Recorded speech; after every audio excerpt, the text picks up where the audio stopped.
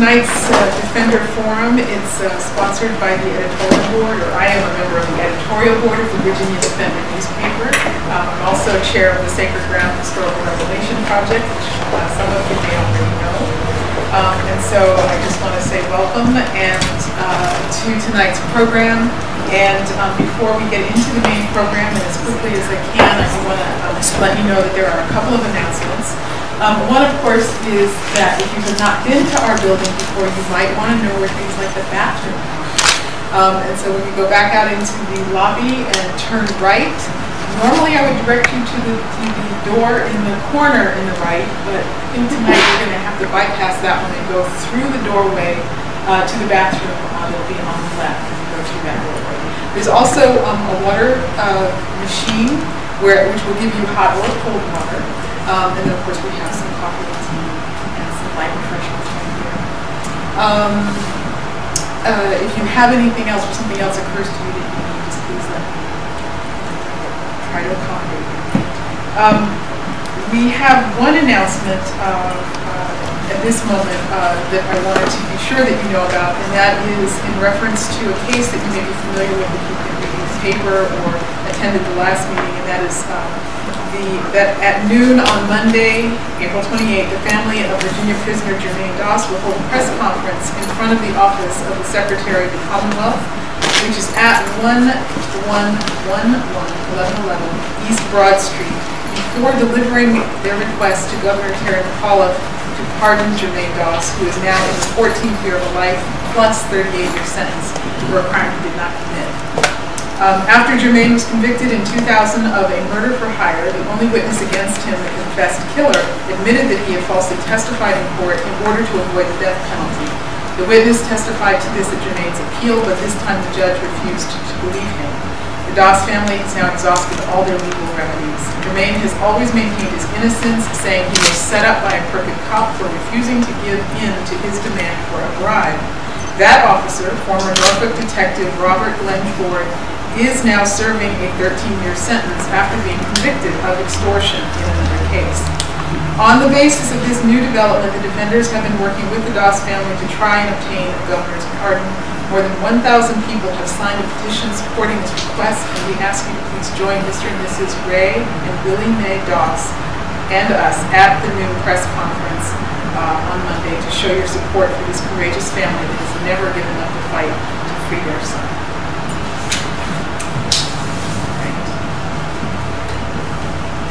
I need to introduce Kat McNeil, who is going to make an announcement about distributing the spring issue. Thank you, Anna. Hey everybody, I'm Kat McNeil with the Virginia Defender. As you all know, the Virginia Defender is a quarterly paper, but as you may not know, we just put out our 10th anniversary edition. This is a special paper. Half of it is devoted to the Chaco Stadium struggle. It is 16 pages instead of 12. Part of it's in full color. Very nice. We also did an extra print run this time around, so we need help distributing. As for distribution, you can do as little or as much as you like. You can do a whole route, or you can take some home with you to distribute at your workplace or place of worship. I can give you more details on that. Just get with me at the end of the program, please. Thanks very much. Okay, very good. All right, I'm going to get to the main program now. Some of you are already familiar with Ray. He's attended some of our Virginia People's Assemblies and spoken on several different topics in the area. That will approximate where he's going to go tonight. In any event, Ray leads the Speaking Truth to Power section of Tell the Word, an expression of the Ecumenical Church of the Savior in inner city Washington. He's a former co-director of the Servant Leadership School and has been teaching there for 15 years. He came from his native New York to Washington in the early 1960s as an Army Infantry Intelligence Officer, and then served as a CIA analyst from the administration of John F. Kennedy to that of George H.W. Bush. Ray's duties included chairing the National Intelligence Estimates and preparing the President's daily brief, which he briefed one-on-one to President Ronald Reagan's most senior national security advisors from 1981 to 1985. In January of 2003, Ray helped create Veteran Intelligence Professionals for Sanity, a BIPS, to expose the way intelligence was being falsified to justify the war on Iraq. On the afternoon of the day of February 5th, 2003, Secretary of State Colin Powell misled the UN Security Council on Iraq. BIPS sent a blunt memorandum to President George W. Bush in which BIPS gave Powell a C- for content. They ended the memo with this, quote, "No one has a corner on the truth, nor do we harbor illusions that our analysis is irrefutable or undeniable," as Powell proclaimed. But after watching Secretary Powell today, we are convinced that you would be well served if you widen the discussion beyond the circle of those advisors clearly bent on a war for which we see no compelling reason and from which we believe the unintended consequences are likely to be catastrophic. Senate Intelligence Committee Chairman Jay Rockefeller, after a 5-year study by his committee, described the intelligence used to justify the war on Iraq as unsubstantiated, contradicted, or even non-existent. In other words, it was not mistaken, it was fraudulent. As an act of conscience, on March 2nd, 2006, Ray returned the Intelligence Commendation Medallion given him at retirement for especially meritorious service, explaining, quote, "I do not want to be associated, however remotely, with an agency engaged in torture." He returned it to Representative Peter Hoekstra, Republican of Michigan, then chairman of the House Intelligence Committee. Hoekstra added to the Intelligence Authorization Act for fiscal year 07, that was HR 5020, a provision enabling the government to strip intelligence veterans of their government pensions. HR 5020 passed the full House, but Congress opted instead for a continuing resolution. Thus,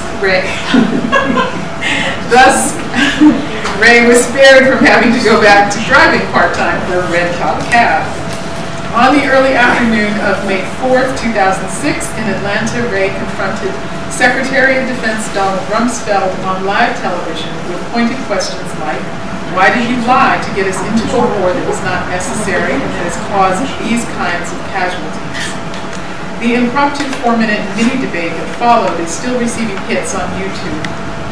And accused by TV pundits that evening of following the Secretary of Defense all the way down to Atlanta, Ray explained that he had gotten to Atlanta first to receive that same evening the ACLU's National Civil Liberties Award, won the previous year by Coretta Scott King. Ray's opinion pieces have appeared in many leading newspapers here and abroad. His website writings are usually posted first on consortiumnews.com as well as on raymcgovern.com. They are usually then cross-posted widely on other websites. Ray still serves on the steering group of Veteran Intelligence Professionals for Sanity. 26 corporate issuances are posted on warisacrime.org/VIPS. He has debated twice at the Oxford Forum, most recently in January 2013, when he chose to take a lighter tone in trying to explain why it is possible to dream the American dream. Ray has appeared on the NewsHour, C-SPAN's Washington Journal, CNN, Al Jazeera, RT is Russian. Russia Today, thank you, sorry. Russia Today, Press TV, and numerous other TV and radio programs and documentaries. His favorite gig was debating former CIA Director James Mosley on Charlie Rose on August 20th, 2004.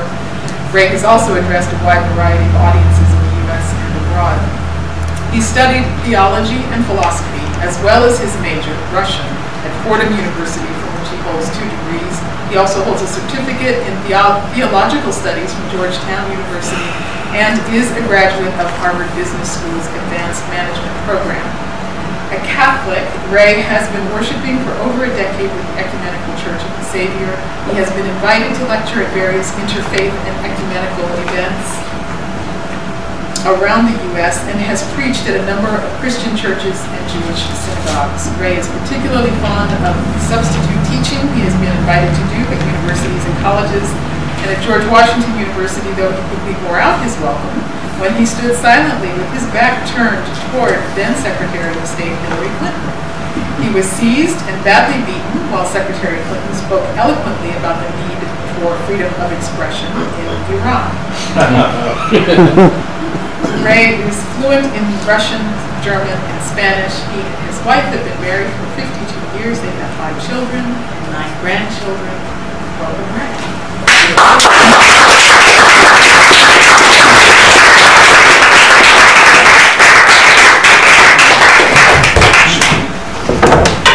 Wow. Well, thanks for coming out on a night like this. We were wondering how many of you would brave the winds and the tornado warnings. Maybe that was just... But I just want to sort of add that I have read this vendor now, and I have never seen a community newspaper as to the point and as eloquent as this one. And I have almost committed to memory the piece on page 7 by Anna, who introduced me, and Phil, the significance of Richmond's Shockoe Bottom and why it's the wrong place for a baseball stadium.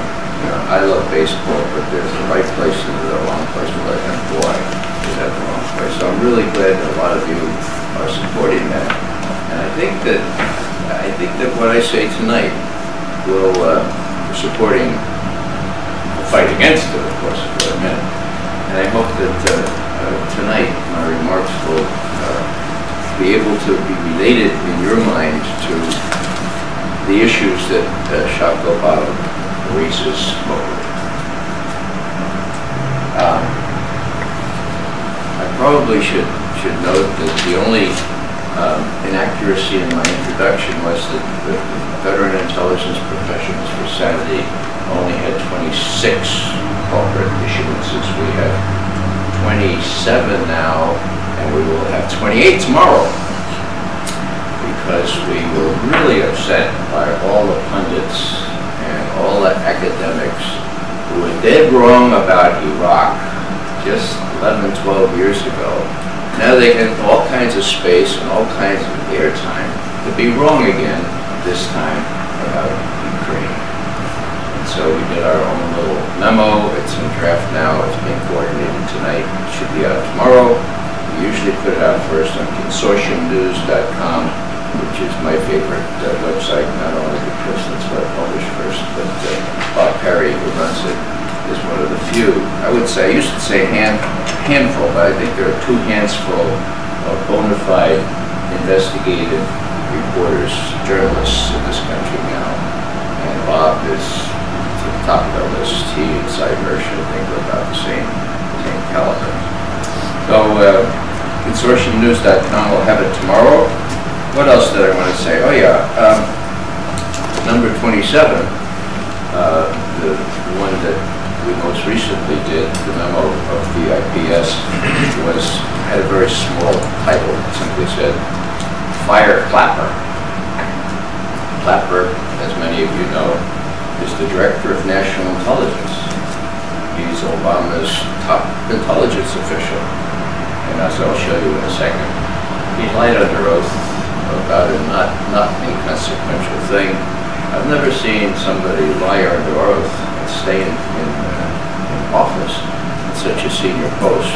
He's been there for another year and a month since he lied under oath, March 12th last year. And the other thing, and the thing I don't want to forget to say, is that when I did have my little impromptu debate with Donald Rumsfeld, it was something of a shock to me that I'd be sitting there and there was a microphone right there. Of course, I got there an hour early so I could sit by the microphone in case there was one there. But then he said all manner of lies and stuff, and they knew I had the goods on him. But I'm sitting there and I'm saying, I don't know.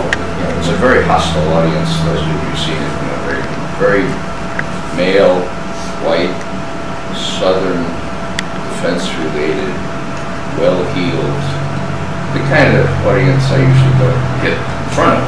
I never get in front of, actually. Anyhow, I'm sitting there saying, should I get up? Oh man, I need these people. Then I thought to myself, Cindy Sheehan wouldn't be having